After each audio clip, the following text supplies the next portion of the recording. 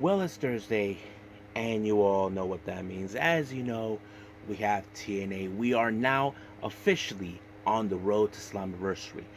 As you remember, Santino Marella decided to do qualifier match again for the TNA World Title. But the real question is, who will be joining Moose and, of course, Josh Alexander in this? Well, we have two qualifier matches as well. So there's plenty of things that are going to take place in the entirety of TNA. And then we move on with, of course, Ring of Honor. We do have a proving ground match for the ROH Women's World Television title. And, of course, Mark Briscoe defends the Ring of Honor World title against the current ROH World Television champion, Kyle Fletcher. So this is going to be a very interesting match. But first things first, we're going to be reviewing, of course, two recent ChocoPro events, number 378 and 379. And then, of course, we had the latest Gatoh Move show, the Road to Korakuen, made at IKUSA. I think that's what it's called. But nonetheless, it was a pretty interesting show to enjoy. Then we cap up our episode with some news updates to give you guys updates what's been happening in the world of pro wrestling, such as what events the promotions are throwing out, who's booked, what matches are set, and of course some developments. So, let's get ready for another episode of the Deleted Wrestle Zone.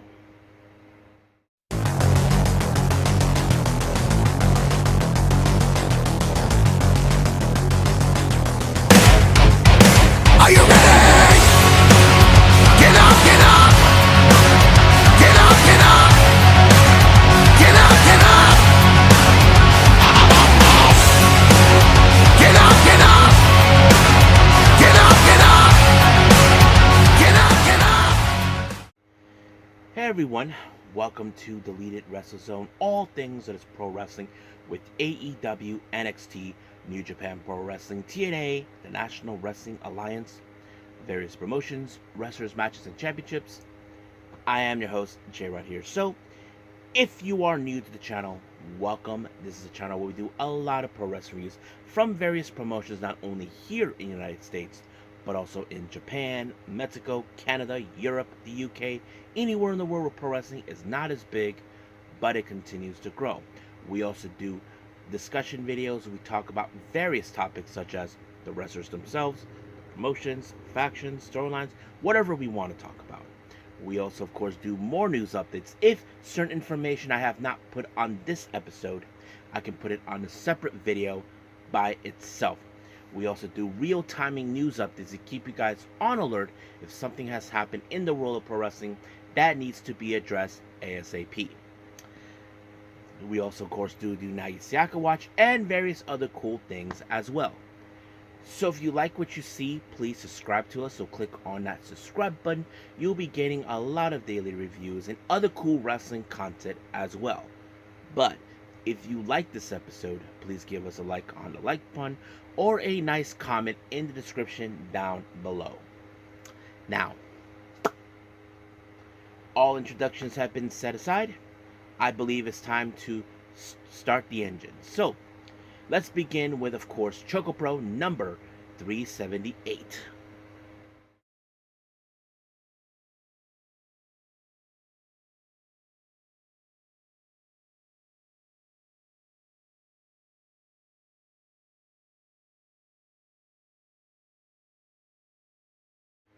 Alright, ChocoPro number 378. It opened up with, of course, Mei Shiruga doing her thing, giving the fans the lowdown of the event. So, of course, she did her thing as usual.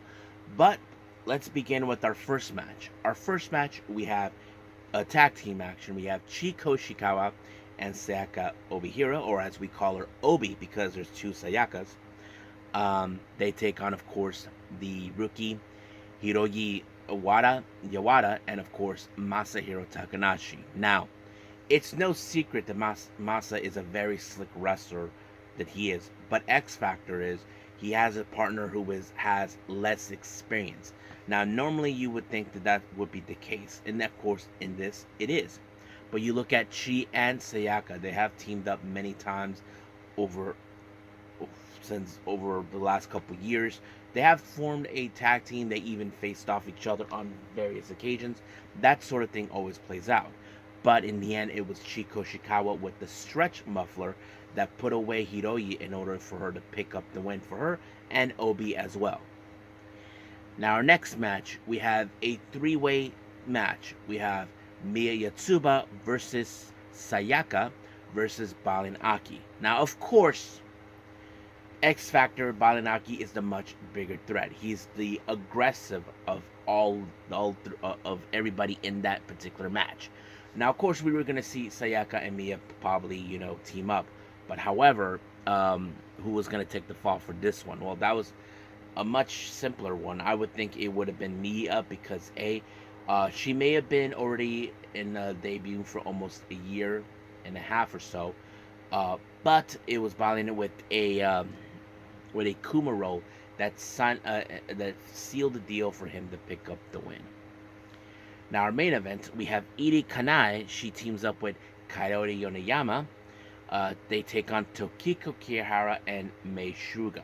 Now, of course, Iri, as you all know, is also rookie, much like Hiroyi, but Hiroyi is only a few months behind her, so not a bit of a problem.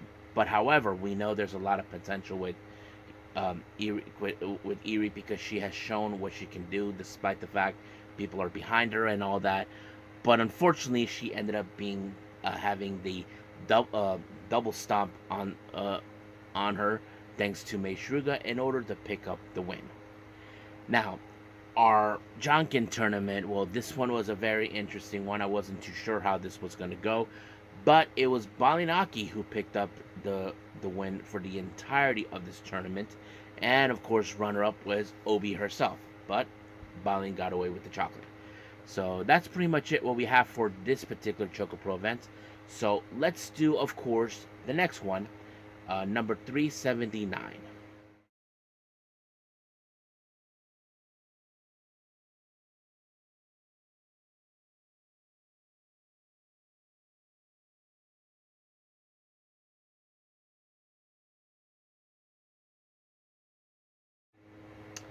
Okay, we continue with more of with ChocoPro with number 379.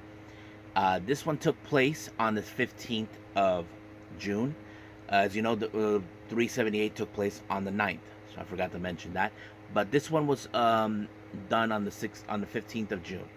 Opening up the show, of course, is Balinaki giving the lowdown and info of the entire matches. Reason he started out first because he's in the main event. But let's get to that. Our first match, of course, we have a trios match. We have Chiko Shikawa, Sayaka Obihiro, and Kaori Yoriyama. They take on Irikane, Miya Yatsuba, excuse me, and Mei Shuga. Now, of course, you may have noticed factors of this particular match. You look at, of course, Irikane, a bit much less experience than, of course, Miya, who's been with the promotion for almost over a year now, and Mei Shuga, who has more experience than both of them combined. So you would think that one of these two will be the ones to take the fall. However, this one was more than that. At the next Gatoh Move show, of course, that we will be reviewing after this one, Kaori Yonoyama will be in a match against Mei Shuga. Now, you probably ask yourselves, what's the significance about that? Well, let's just say these two ladies are what they're called high speedsters. Basically, think of this is a version of the cruiserweight division, but much in a much fast-paced kind of concept.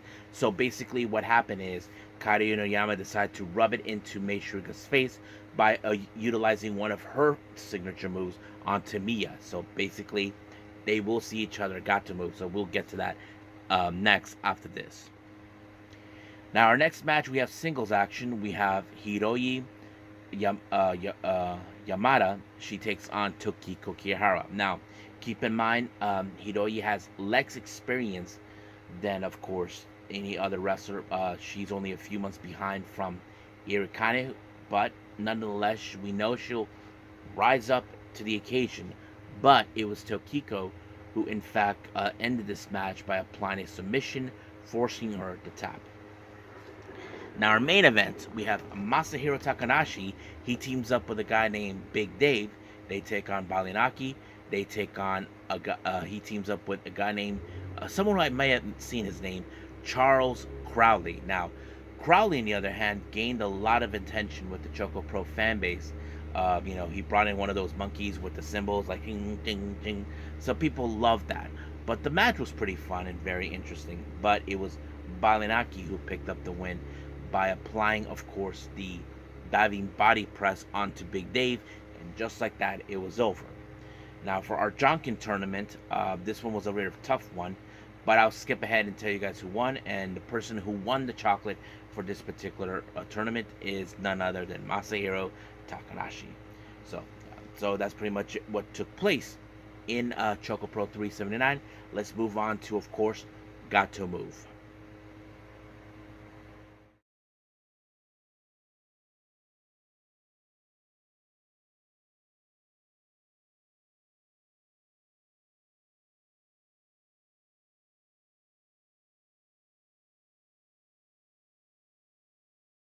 Okay, Gatoh Move. This is their latest show that just came out on the 19th of June in in Shikiba.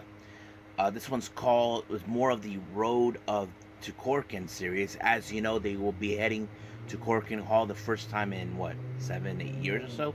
And the name of the show is called Make at IKUSA. I think that's IKUSA, whatever. I don't know. Hopefully I got it wrong. But we'll see. Of course, Mei Shiruga with her usual performance. She had Chiko Shikawa and Miya Yotsuba joining her, so they did their thing.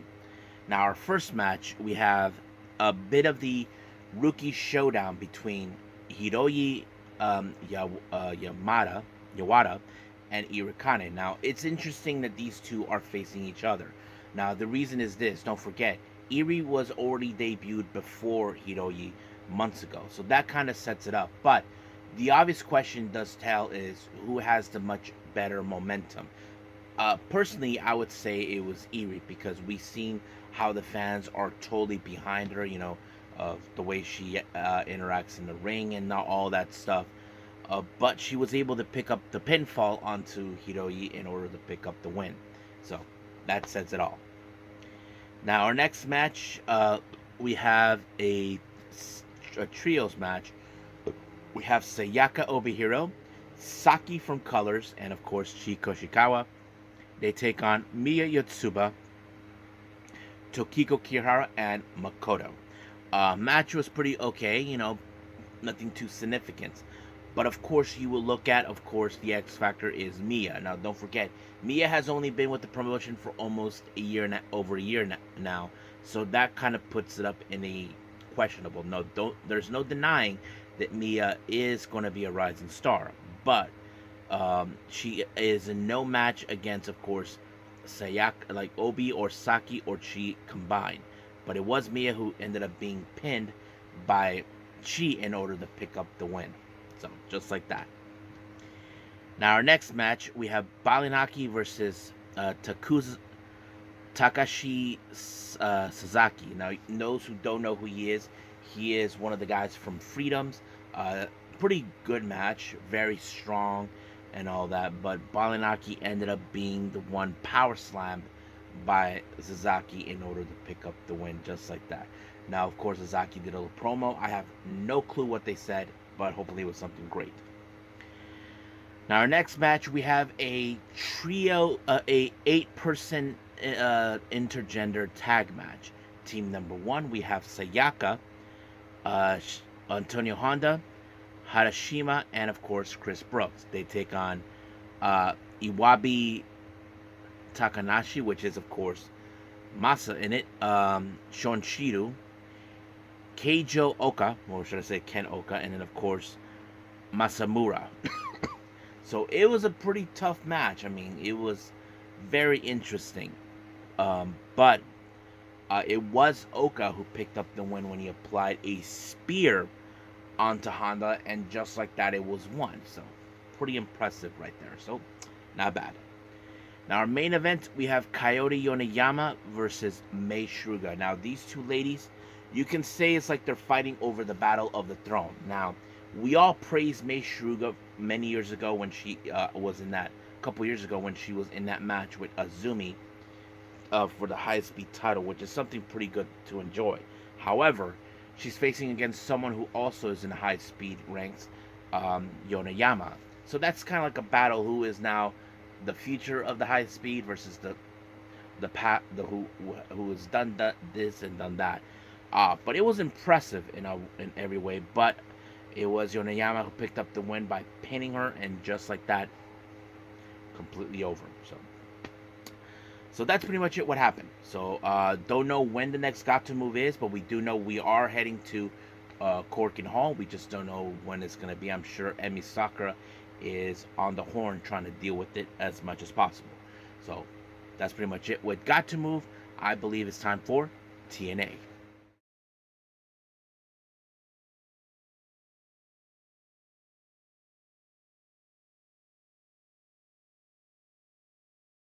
Okay, TNA. As you know, I mentioned earlier, we are now on the road to Slammiversary, so anything could happen before that. Now,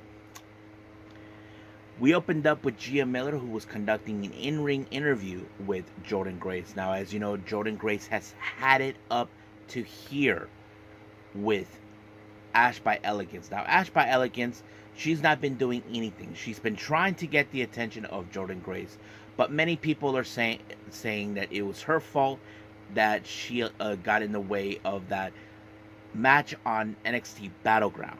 So, however, she issued a challenge for her for the Knockouts title in Chicago. However, her stooge decided not to go for it. They decided to have it in Slammiversary and all that, and then of course trying to get security to take her out of the building. Well, the security's got their asses handed to them, and of course Ash by Elegance and her stooge decided to run to the hills. But however, our opening match, we have Masha Steinmetz versus Zaya Brookside. Now, of course, Alicia was there. I'm sure Alicia's there because she wants to make Masha happy, but as long as she is still champion, the system still works for her. But of course, she keeps getting away, and Masha applied the snowplow, and just like that, it was over. Now, as you know, after what happened last week, apparently AJ Francis decided to take a belt that came all the way from Canada, something that PCO has held dear in his life. Well, he bought it in order to get under his skin. Now he thinks he's a double champion, but that title has been inactive. So he thinks that's going to play out pretty well for him, but we'll see. Now, during a backstage segment, Spitfire were discussing what to do next. However, Rancid musical musician from Rancid, Lars Fredrickson, as you know, has been playing manager. So, of course, he decided to have something very interesting. So he said that they will have their final exam in order to make their way back to the Knockouts tag team contingency. So basically, they will face off each other. So you have a Spitfire showdown. So we'll see how that rolls up. Now, as you know, Mustafa Ali about a week or two ago, he had an interview with Tom, talking about his cheating and all this other stuff. And then, of course, a video was shown that he's not originally from Chicago. So he tried to save face, but the certain fans were irritating Mustafa Ali and all this other stuff, telling security that they need to leave. However, one of the fans tossed a drink, and Mustafa Ali went out of hand and attacked him. Security tried to break him away. Then Bailey showed up and attacked him because people were saying he should be facing Mike Bailey, but apparently Mustafa was not listening. However, he realized that things got out of hand. Mustafa realized that no matter what's going to happen, it has to. So he chose Bailey. It's going to take place in Slammiversary in Toronto. So he's in Montreal, in hopes that he would humiliate him in his home state. So we'll see what happens from there. Now, our next match, we have a three-way tag match. ABC versus the Rascals versus Jake Something and Diener. A pretty good match, I'm not gonna lie. I mean, we know the ABC are looking for a way to reclaim their tag team titles against the system. So basically, things got out of hand. But it was Diener who ended up being on the 1-2 suite, and just like that, it was over. It was, of course, a pretty good impressive. So they have the system in their sights.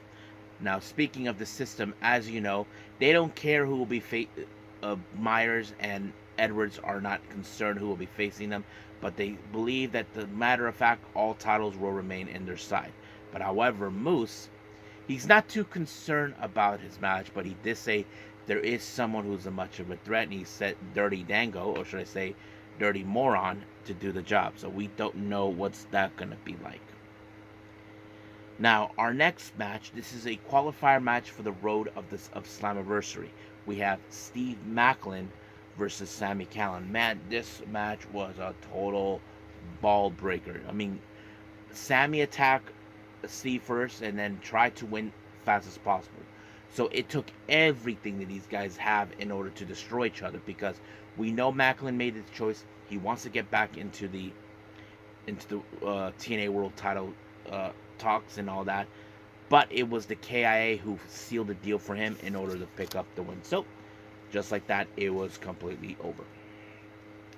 Now, our next match, we have Alan Angels versus Kushida. Now, as you know, Kushida decided to get into the bottom of what's been going on with Jonathan Gresham with the black ink that made him sick. However, Alan Angels doesn't think that he knows what he's doing, so this is where that match ended up. However, of course, you know, Alan Angels wants to prove him wrong, but unfortunately that didn't do any well for him, because of course Kushida put him in the hoverboard lock, and just like that, it was over. Now, once the celebration started, Gresham showed up and attempting to attack him, but he was about to spit ink into his mouth, and luckily the security who are gloved up and masked on tried to stop him, but luckily the ink never got into his mouth.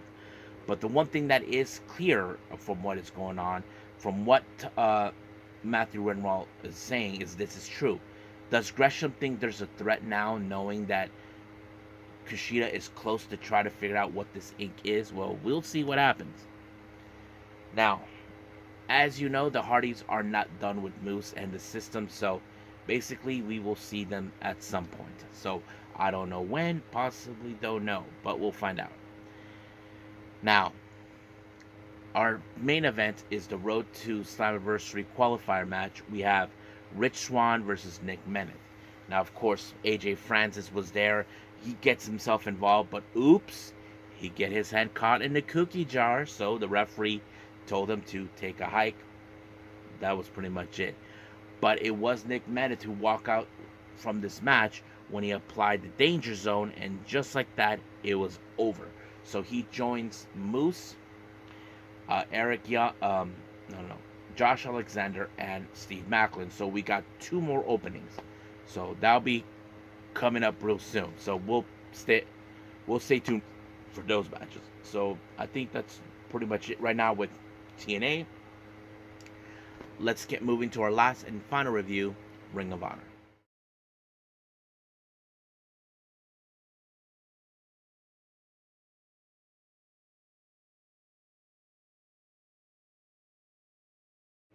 Okay, our last review, Ring of Honor. It opened up with, of course, with an emergency Minium and Power meeting.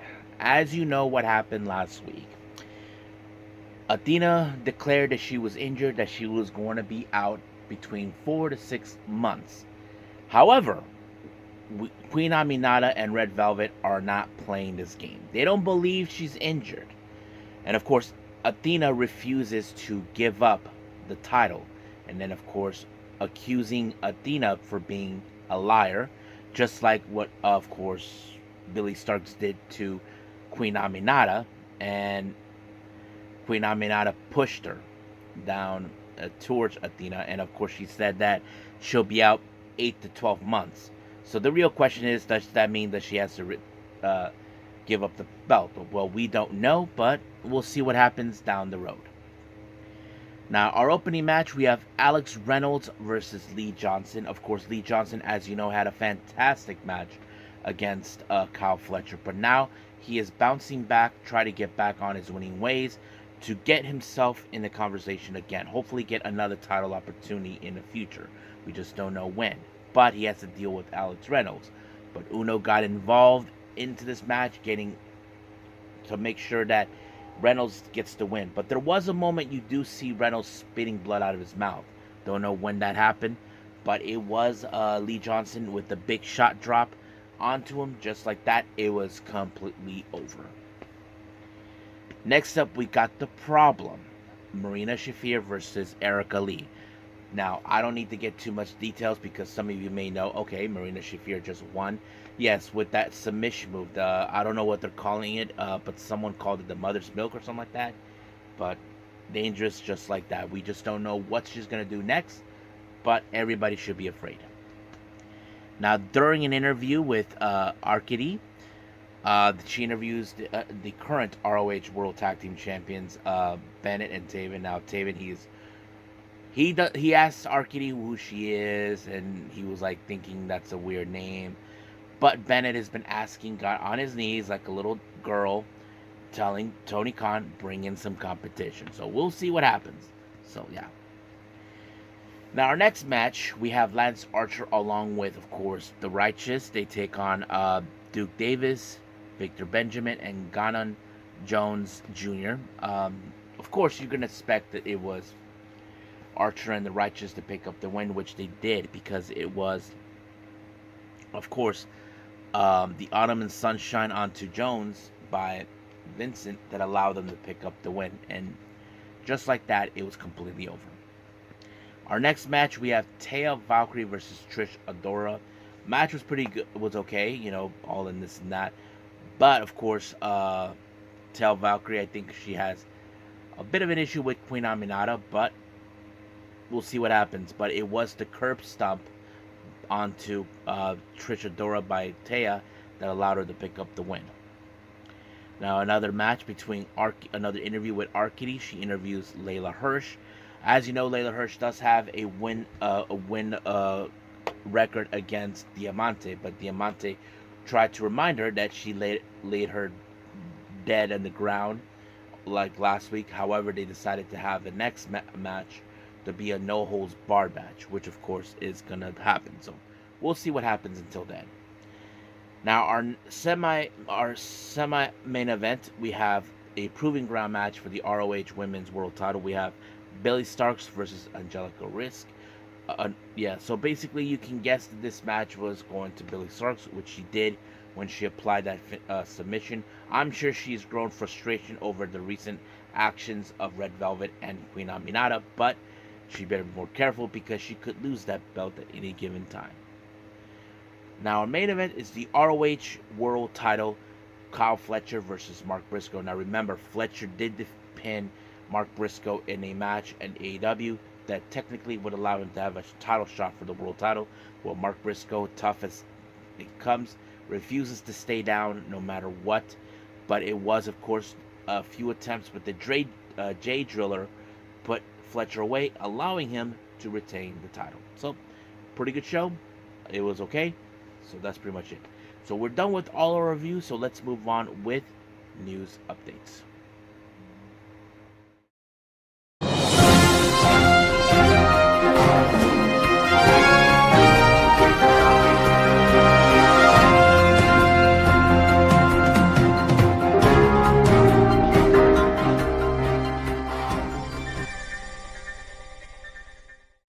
Okay, so welcome to our news update. So what we have for you guys right now, let's begin with, of course, updates for upcoming events with the promotions.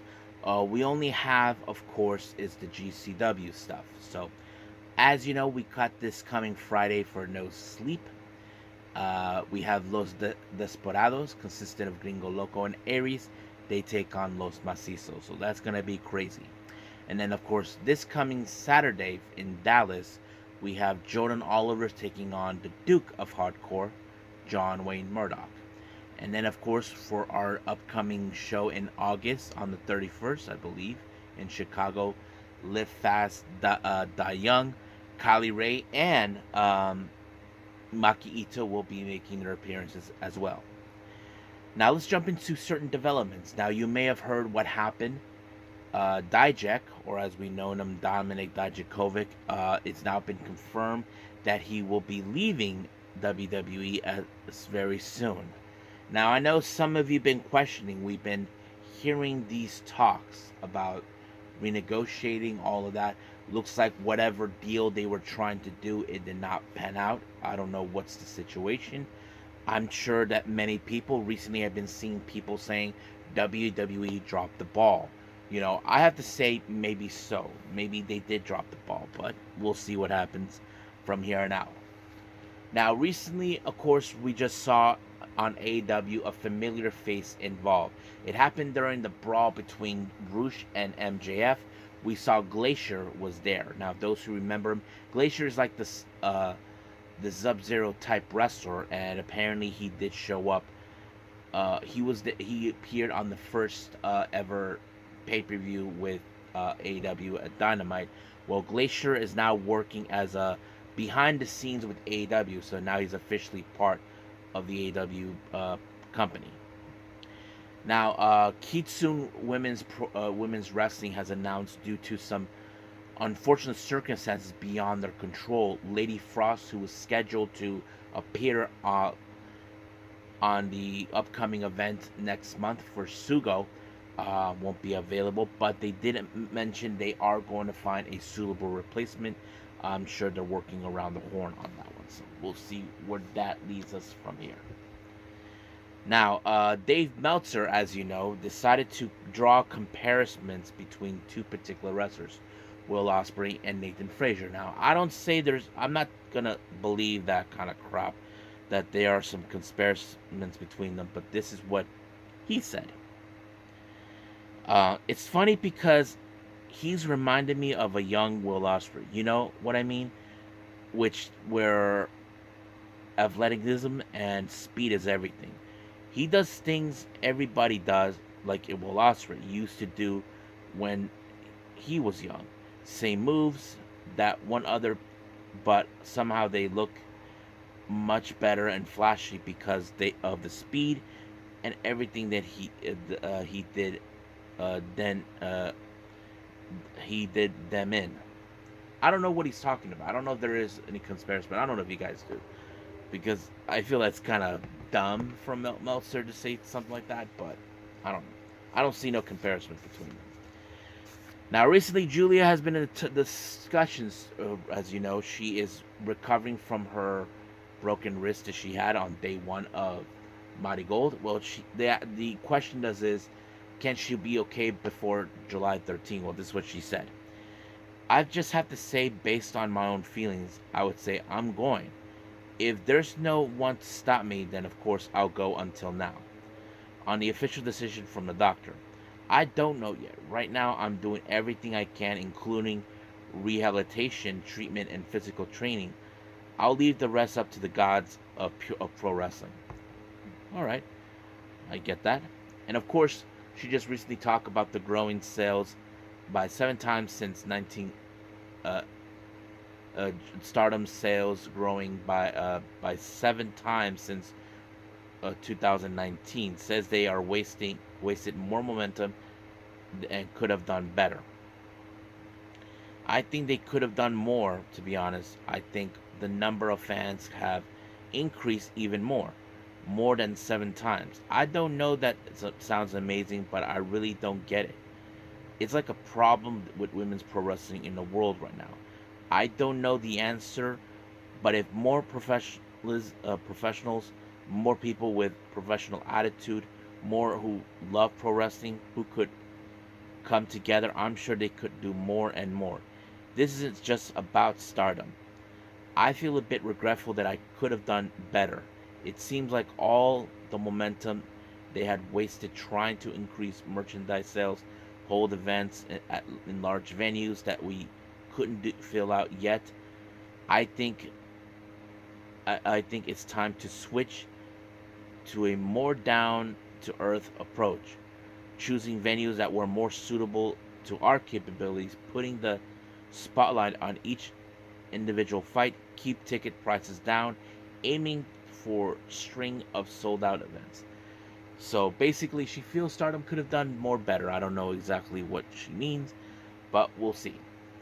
Now, speaking of Stardom, as you know, they're entering a relationship with AEW. So there's like an absolute, there's plans of working with them. So Tony Khan was asked about the potential working with Forbidden beyond with Stardom beyond the Forbidden Door. Well, we could see that potentially happen. So we just don't know when, and we're looking forward to it. Now, sad news. Now, those who are big fans of Evil Uno, me, I have been a fan of Uno when he's not wrestling as well. You guys might have seen his wife, Mrs. Uno, a real nice, lovely person, you know. Uh, but unfortunately, things are changing now. With, of course, it appears from what this tweet says, Miss Uno seems like she's divorcing Evil Uno. Now, it's kind of sad that something like this happened, but no specific reasons why, but this is what she says. I'm heartbroken to announce that I can no longer be Mrs. Uno. It's been a joy and honor to be Evil Uno's wife, and I hope you all continue to support Evil Uno and Mystery Wrestling because he really deserves the best. See you soon. Well, I have to say it's sad, you know, that she's leaving and all that, but she asked fans to continue to support Uno, and I have to say, is great out of her. You know, I think she has no will, hard feelings towards him, but we'll continue to support that. Hope she's okay, and hopefully she'll be fine in the future. Now, as you may have known recently, our boys, the Grizzled Young Vets, along with their buddy Pete Dunne, they just opened a brand new school with their company they established in the UK called Fighting Spirit, and they just opened it, of course, in Stanford. Hold on, in Sanford, Florida, and practically they're going to train wrestlers in the as pro wrestlers. So more details will be arise. Hopefully they'll announce that soon. Now, as you know, Momo Kohgo will be in soon wrestling. By the time this video is out, she already wrestled, being part of CML Ladies Ring. She talked about her time in Mexico and working in CML for CML. I remember she actually went along with Fujimoto and someone else, and I forgot that. Yeah, but this is what she said. In the beginning, I saw Mexico as the home of lucha libre and somewhere that I absolutely love to visit one day. To me, Japanese wrestling had all the big guys, and Mexico was the home of masked luchadors. There's so much inside Arena Mexico: an office, training area, a ring, doctor's office, a whole training facility housed in the building. It's by far the biggest venue I've had a match in. I was loudly booed in the first match. In my second, they started cheering for me because which definitely surprised me. It probably because of my numero uno. She laughs. I didn't know even any Spanish, and the time, to be honest, I just saw a few words I don't understand, and they just booed me. So you know, I think she really loved Mexico. I remember she enjoyed it. I saw photos of that on her social media. If you guys know this or not, she even tried to talk to Rhythm in Spanish, a mass wrestler from Just Tap Out, but Rhythm doesn't speak Spanish. I don't know what she thought, but thought it was funny. But yes, but she's gonna participate in the latest show with CML Ladies Ring, so we'll see what happens until then. Hopefully, I find some footage of that. But as of right now, I think we are done with everything, so let's just call it a day. Well, I hope everybody enjoys this episode. Coming up, we do have, of course, AEW Rampage and, of course, NXT Level Up. Now, I haven't decided yet if I'm going to do another review before that. The reason is this, because since it's going to be Friday, the following day I have to go back to work again, and it's going to take too much time. So I will be making that decision soon enough. But if I don't do another review before that, because I know I'm behind both Noah and Mighty Gold, it's going to drive me crazy.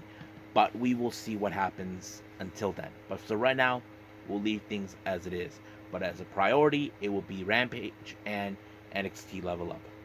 So, I will see you guys in the next DWZ time. Same DWZ channel.